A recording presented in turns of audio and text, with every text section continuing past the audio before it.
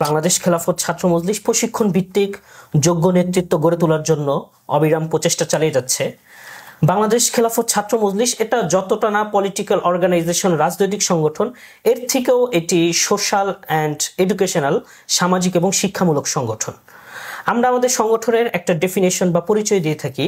বাংলাদেশ খেলাফত ছাত্র মজলিস হলো আধুনিক যুগের সাথে সামঞ্জস্যশীল অতি বৃহৎ পরিসরের উন্নত একটি নন ক্যাম্পাস ভিত্তিক শিক্ষা প্রতিষ্ঠান। এখন হয়তো আমাদের প্রশ্ন জাগবে যে আসলে বাংলাদেশ এতগুলো দল, এর মধ্য থেকে আমি কেন বাংলাদেশ খেলাফত ছাত্র মজলিসকে চয়েস করব? তো এই ক্ষেত্রে আমি বলবো, বাংলাদেশ একটি গণতান্ত্রিক রাষ্ট্র, ডেমোক্রেটিক কান্ট্রি, সুতরাং এখানে বহু দল থাকবে, বহুমত থাকবে, এটা স্বাভাবিক।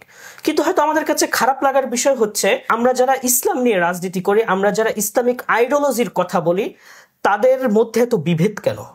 আমার কাছে মনে হয় ইসলামী সংগঠনগুলোর বৈচিত্র্য, মত ভিন্নতা এবং কৌশলগত যে ভিন্নতা রয়েছে, এগুলোকে আমরা বিভাজনের দৃষ্টিতে চিন্তা না করে বরং এগুলোকে আমরা উম্মার জাগরণের বহুমুখী প্রচেষ্টার প্রতিচ্ছবি হিসেবে আমরা বিশ্লেষণ করতে পারি।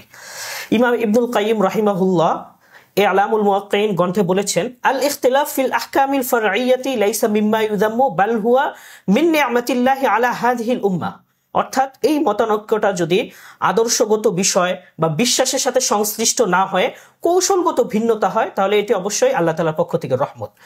সুতরাং বাংলাদেশে আজকে যতগুলো ইসলামী সংগঠন রয়েছে, তারা সবাই এই ব্যাপারে একমত যে আল্লাহর এই জমিনে আল্লাহর দ্বীন কায়েম করতে হবে, আল্লাহ তাআলার সন্তুষ্টি অর্জন করতে হবে।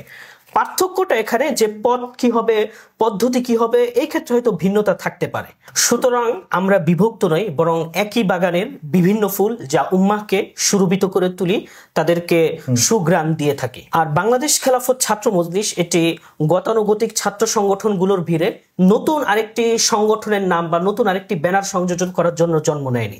বাংলাদেশ খেলাফত ছাত্র মজলিসে অন্তর্ভুক্তির অর্থ শুধুমাত্র রাজনীতিতে পার্টিসিপেট বা শুধুমাত্র রাজনীতিতে অংশগ্রহণ নয়, বরং বাংলাদেশ খেলাফত ছাত্র মজলিসে অন্তর্ভুক্তির অর্থ আগামী দিনে ইসলামী বিপ্লবের জন্য, ইসলামী সমাজের জন্য নিজেকে যোগ্য, দক্ষ, প্রশিক্ষিত নাগরিক হিসেবে গড়ে তোলা, কর্মী হিসেবে গড়ে তোলা।